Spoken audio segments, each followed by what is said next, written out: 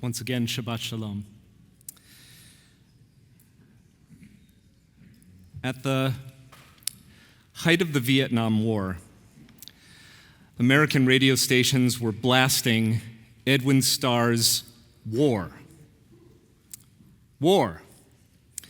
What is it good for? Okay. So you may not know this, it was actually a blistering cover of the original, which was recorded by the Temptations a year earlier. Edwin Starr's War became a runaway hit, holding the #1 spot on the Billboard charts for 3 weeks in the summer of 1970. So, say it again. War. What is it good for? Right. Okay. I have prepared these reflections on the question, war, what is it good for? And I ask this as we mark tonight 8 months of war. We ask this on behalf of our hostages. We ask on behalf of the Israeli people who are still reeling from the physical, emotional, and sexual violence inflicted on October 7th. We ask for the sleepless Israeli parents with children serving in Gaza and in the north and in the West Bank and in all the places we tourists dare not go. We ask for the more than 100,000 Israelis still displaced from their homes, for the residents of the towns in the north that were burned by incendiary rockets fired by Hezbollah just this week. We ask for the Palestinian civilians in Gaza who have been killed and maimed and displaced from their homes, for the hungry and the thirsty, the sick and the frightened, whom Hamas has victimized by making them human shields, by stealing their food and their water and medicine and fuel, and worst of all, their hope. We ask for the Jewish students for whom this war has become an inescapable fact and feature of collegiate life, abused with hate speech, accused of genocide, kids who just want to hang out with their friends and drink beer, and even attend classes or study in the library, free from harassment. We ask, alongside the growing number of Israelis who are tired of this war, sick and tired of politicians whom they do not trust to prosecute this war. We ask alongside the tens of thousands of Israelis who are protesting every week, begging their government to shift focus from bombarding Rafah to bringing hostages home. It is a reasonable question to ask, war, what is it good for? 8 months into what has become a terrible war. It is, however, a difficult question to answer. We turn to the Jewish tradition. Our prayer book is a love song to peace. Oseh shalom bimromav, may the one who makes peace in the heavens bring peace upon us. Shalom rav al Yisrael amcha, may a great peace come upon your people Israel. Sim shalom tova uvracha, grant peace and goodness and blessing. If the Siddur were all we had, you'd probably conclude there is no place for war in the Jewish tradition. But the Torah, Tanakh, Mishnah, Talmud, and Midrash, the collections of rabbinic teaching and storytelling, the annals of Jewish history, the codes of Jewish law, all make clear that war is not only sometimes permissible, but even sometimes imperative. The Torah itself provides conditions for going to war and the rules governing military conscription, exemption, and ethical conduct in war. This week's parashah, Bemidbar, opens the book of Numbers with a census of the Israelites, mustering them tribe by tribe in the Sinai desert for a planned invasion of the Holy Land. Military conscription, at least for the men, was part and parcel of being numbered among the Israelite ranks. Se'u et rosh kol adat b'nei Yisrael l'mishpachotam leveit avotam b'mispar shemot kol zachar legilgulotam. Take a census of the whole Israelite company of fighters by the clans of its ancestral houses, listing the names every male, head by head. Mi ben esrim shana v'mala kol yotzei tzava b'Yisrael tifkedu otam v'tzivotam ata ve'aharon. You, Moses, and Aaron shall record them by their groups from the age of 20 years up, all those in Israel who are able to bear arms.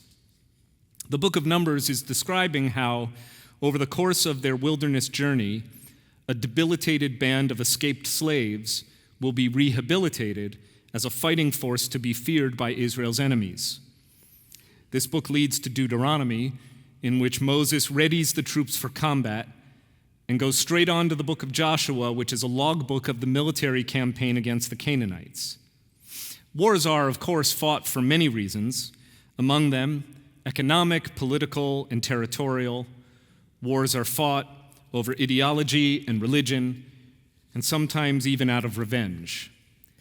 Judaism designates two general categories of war: milchemet reshut, or a discretionary war, that is, a war that you may fight, and milchemet mitzvah, a commanded war, a war that you must fight, or literally a war that is a mitzvah to fight.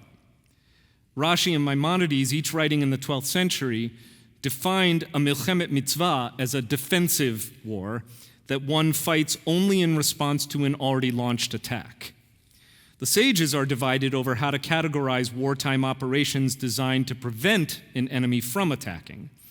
The Meiri, writing in France in the 13th century, concluded that one can launch a preemptive strike against an enemy amassing forces on a border, which he considers to be sufficiently defensive to be categorized as a milchemet mitzvah, or a war of obligation. In sum, the more a war can be seen as defensive, the more likely Jewish tradition will classify it as obligatory, and the more offensive or expansionist, the more likely to be classified as discretionary. At no time, of course, does Judaism give permission to conduct war wantonly without regard for civilian life, not in the traditional literature nor in the ethical code of the IDF known as Tohar HaNeshek, or purity of arms. But of course, principle and practice are not the same thing, and in the chaos of war, every bright line blurs. Decisions are made without good intelligence, and terrible suffering is inevitably inflicted on non-combatants, as we have seen. This is a grievous fact of war, but it is neither unusual nor even necessarily immoral. War is not a war crime. The morality of war is not measured in the proportionality of body count between one belligerent and another, but rather in the proportionality of the effectiveness of wartime measures taken against the identified military objectives. The Allied invasion of Normandy on June 6, 1944, 80 years ago yesterday, resulted in somewhere between 4,400 and 10,000 Allied casualties and an estimated 4,000 to 9,000 German casualties. But no one evaluates the merit or the morality of that invasion this way. How many Allied lives were worth sacrificing in order to defeat the Nazis? How many German lives? These questions are strictly rhetorical. What to do about the war in Gaza? This is not a rhetorical question. It is also a question without any easy answers. There are reasonable people advocating for the war to continue until Israel's aims have been accomplished.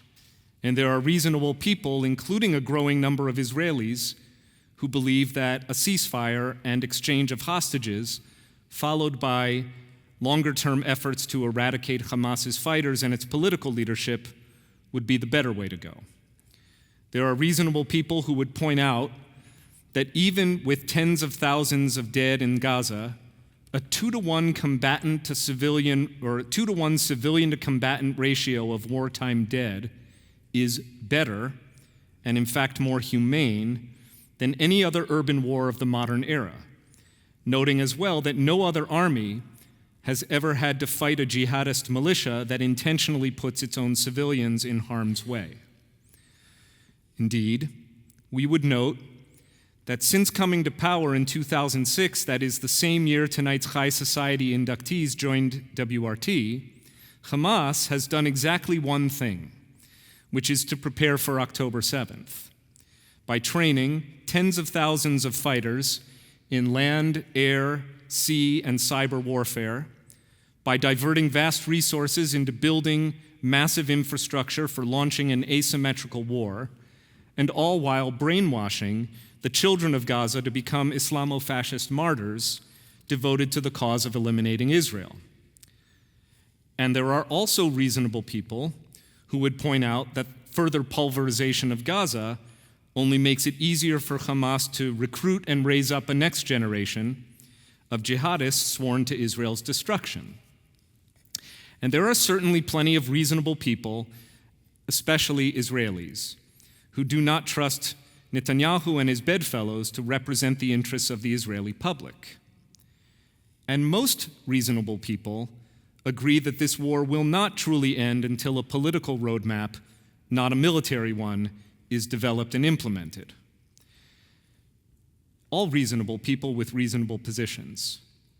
What is not reasonable, I would submit, is excoriating this war as a genocide, or celebrating the perpetrators of October 7th, or harassing Jewish people for the alleged sin of being Jewish, or calling for so-called Palestinian liberation when what is meant is not an end to Palestinian suffering in Gaza or the West Bank, but rather the elimination of Israel.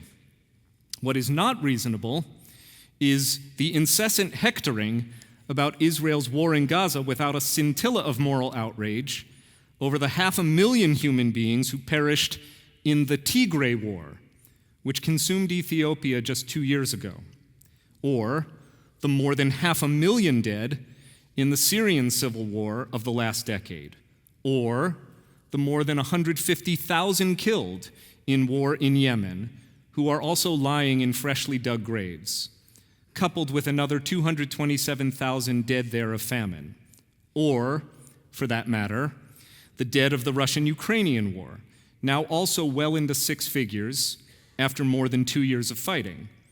Protest war all you like, but at least know what you're protesting and why you might choose to protest only this war, especially given the ample menu of bloodshed on offer from just the last few years.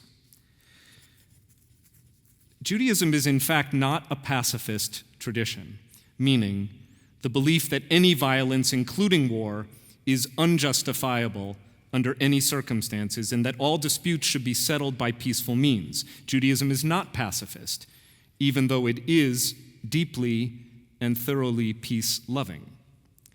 Jewish history, Jewish text, Jewish morality, and Jewish lived experience at this very moment all offer one answer to the question, war. What is it good for? And that answer is not absolutely nothing. From the Sinai Desert to the Normandy beaches, from June 6, 1944 to October 7th, 2023, to this day, 8 months later, the only reasonable answer to our question is this: war is only good for anything when every alternative is worse. Shabbat Shalom.